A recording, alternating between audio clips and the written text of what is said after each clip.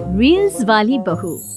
प्रज्ञा को रील्स बनाने का बड़ा ही क्रेज है और वो दिन भर रील्स बनाती रहती है। खाते पीते घूमते फिरते घर में कॉलेज में रील्स बनाने के कारण प्रज्ञा पूरे कॉलेज में हाईलाइटेड है। जहां उसकी रील्स सभी को पसंद आते हैं, वहीं मनीषा चिंता में डूबी रहती है। एक रोज जब खाते हुए प्रज्ञा रील्स बना रही होती है, तब मनीषा कहती है, 1 मिनट भी चैन नहीं है इस लड़की को। ये नहीं कि खाना तो आराम से खा ले, लेकिन नहीं, अरे थोड़ी देर रील्स नहीं बनाओगी तो आसमान नहीं टूट पड़ेगा। अरे मम्मी, इसी को तो कहते हैं डिटर्मिनेशन। तुम नहीं समझोगी ये सब। ए भगवान, इस लड़की को सद्बुद्धि दे। जब देखो तब टेढ़ा बाका मुंह बनाती रहती है। मनीषा की बात का प्रज्ञा पर जरा भी असर नहीं होता और वो खाते खाते रील्स बनाती रहती है। दिन बीतने लगते हैं और देखते देखते प्रज्ञा का कॉलेज भी खत्म हो जाता है।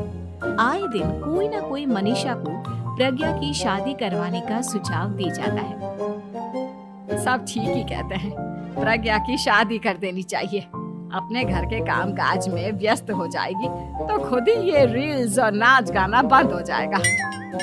मनीषा और प्रेम प्रज्ञा के लिए एक अच्छा लड़का ढूंढने लगते हैं और तभी विकी का रिश्ता प्रज्ञा के लिए आता है, जिसने प्रज्ञा को उसकी रील्स देखकर पसंद कर लिया था। अगले दिन विकी अपने माता पिता के साथ प्रज्ञा के घर पहुंच जाता है और प्रज्ञा साड़ी पहने हाथों में चाय की ट्रे लिए उनके सामने आती है। जब विकी को पसंद है तो हमें भी बहू पसंद है। बहन जी, आप बारात की तैयारी कीजिए। एक बार लड़का लड़की अकेले में बात कर ले तो अच्छा रहेगा। हाँ हाँ, क्यों नहीं। मनीषा विकी को प्रज्ञा के कमरे में भेजती है, जहां प्रज्ञा पहले से ही रील्स बना रही होती है। तभी विकी कहता है, आ गए आपके साजन जी। हमारे साथ ये रील्स कंप्लीट करती तो और भी अच्छा रहता। अच्छा जी, अब आ ही गए हैं तो बना ही लेती हूँ आपके साथ। दोनों मिलकर रील्स बनाते हैं। जब वी मीट और तुरंत पोस्ट भी कर देते हैं। फिर विकी कहता है, जब आप साड़ी में चाय लेकर आई तब मुझे लगा कि कहीं मैं गलत घर में तो नहीं आ गया। अब सही है। दोनों की शादी पक्की हो जाती है और शादी के दिन भी प्रज्ञा रील्स बनाने से चूकती नहीं। यहाँ तक कि बारात के समय भी नाचते हुए रील्स बनाती है। सभी लोग प्रज्ञा की तारीफ के पुल बांध देते हैं और प्रज्ञा नाचती गाती अपने ससुराल चली जाती है। सब कुछ अच्छा चल रहा होता है। प्रज्ञा यहाँ भी दिन भर हर चीज की रील्स बनाती रहती है। लेकिन कुछ दिनों के बाद जब सुनीता कहती है, बहू, ये रील्स के साथ साथ कुछ काम भी कर लिया करो। वैसे तुझे और क्या क्या बनाना आता है? मम्मी जी, वैसे तो सब कहते हैं कि मैं सब कुछ अच्छा बनाती हूँ, लेकिन मुझे लगता है कि मैं मैगी अच्छा बना लेती हूँ। हाँ, कॉफी भी अच्छा बना लेती हूँ और मुंह तो सबसे अच्छा बना लेती हूँ। हैं? अच्छा अच्छा। सुनीता अपना माथा पकड़ लेती है और कहती है, बहू, कुछ खाना बनाना भी सीख लेती। मम्मी जी, मैं लंबी प्लानिंग कर रही हूँ। जल्दी ही मैं इतनी फेमस हो जाऊंगी कि मुझे पैसे मिलने लगेंगे।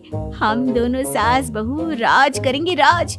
नौकर काम करेंगे और लोगों की तो लाइन लगेगी हमसे मिलने के लिए। तेरा दिमाग खराब हो गया है क्या बहू? हंसी मजाक तक ठीक है, लेकिन इस तरह घर नहीं चलते। जितना जल्दी हो इस घर के तौर तरीकों को सीख लो। प्रज्ञा मुंह घुमाकर चली जाती है और तुरंत उसी वक्त एक रील बनाती है। ये देख सुनीता का गुस्सा 7वें आसमान पर चला जाता है और विकी के घर आती ही सुनीता उसे सब कुछ बताती है। विकी भी अब प्रज्ञा की इन हरकतों से परेशान हो जाता है। तुम टेंशन मत लो मम्मा, मैं देख लूंगा। विकी कमरे में जाता है तो देखता है कि प्रज्ञा रील्स बना रही है। विकी बड़े ही प्यार से प्रज्ञा से कहता है, प्रज्ञा, इन सब के लिए मैं तुम्हें मना नहीं कर रहा हूँ, लेकिन फिर भी हर वक्त तो ये अच्छा नहीं लगता ना। समझने की कोशिश करो, मुझे भी तुम्हारा थोड़ा वक्त चाहिए। मैं जब ऑफिस से आता हूँ तो मुझे समय देने की जगह इसी में लगी रहती हूँ। तुम ज्यादा ही सोच रहे हो। तुम भी मेरे साथ रील्स बनाओ ना, तुम्हें भी बहुत अच्छा लगेगा। तुम्हें इज्जत से कोई बात समझ में नहीं आती क्या? दिमाग खराब हो गया है तुम्हारा इस चकाचौंध से। अगर तुमने अपना रवैया नहीं बदला तो मैं तुमसे दूर चला जाऊंगा।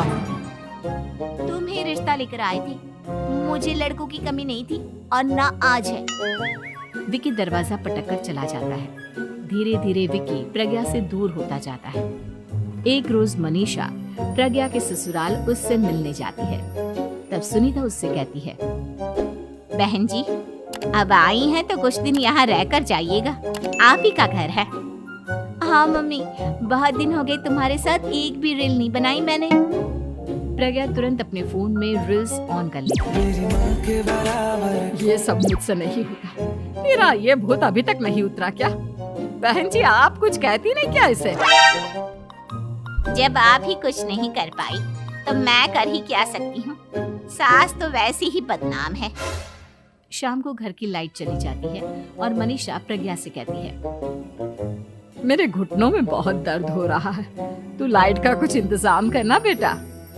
अच्छा, कैंडल जला देती हूँ मम्मा। प्रज्ञा गाते हुए कैंडल जलाती है और खिड़की के पर्दे के पास रख देती है। मनीषा, जिसे बहुत दर्द हो रहा है, वो सो जाती है और प्रज्ञा हमेशा की तरह अपनी रील्स में लग जाती है। उधर कैंडल की वजह से पर्दा आग पकड़ लेता है और मनीषा के कमरे में आग लग जाती है। बचाओ, कोई है, बचाओ।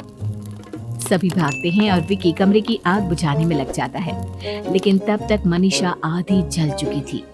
मनीषा की हालत देख प्रज्ञा रोने लगती है। विकी मनीषा को तुरंत हॉस्पिटल ले जाता है और उसे एडमिट कराता है। विकी प्रज्ञा से कहता है, देख लिया ना, तुम्हारे इस नाच गाने की वजह से आज तुम्हारी माँ की जान जाते जाते रह गई। अब पता नहीं तुम और क्या चाहती हो।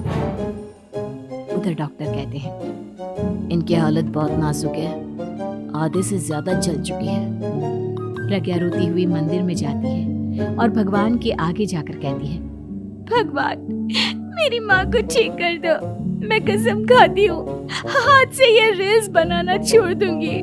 बस मुझे मेरी माँ वापस मिल जाए। 2 दिन बीत जाते हैं और मनीषा खतरे से बाहर आ जाती है। पेशेंट अब ठीक है, आप लोग उनसे मिल सकते हो। सब कोई मनीषा से मिलता है और प्रज्ञा सबके सामने अपना फोन तोड़ देती है। मुझे माफ कर दो मम्मा, मैंने तुम लोगों की बातों को नजरअंदाज किया। बेटा, कोई भी चीज जरूरत से ज्यादा खराब है।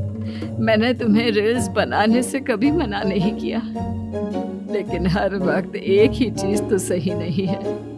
मैं समझ गई हूँ मम्मा, आई एम सॉरी। प्रज्ञा उस दिन से रील्स बनाना छोड़ देती है और पूरी तरह से अपने घर में लग जाती है।